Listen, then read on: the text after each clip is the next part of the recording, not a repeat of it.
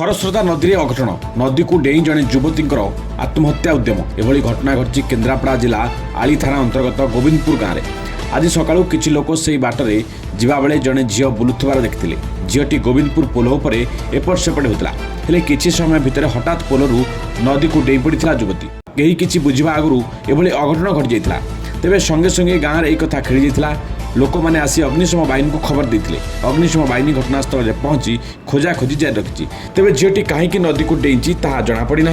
नदी में प्रबल स्रोत थिबारु युवती जनक भासी जाइछन्ति। तेबे युवती जनक हेउचन्ति गोविंदपुर गाँव सुधांशु शेखर मिश्र झील मधुस्मिता मिश्र एवं तांका बयस होउछि 22 बोली जनापड़ी। ब्यूरो रिपोर्ट विश्व टीवी ओडिया।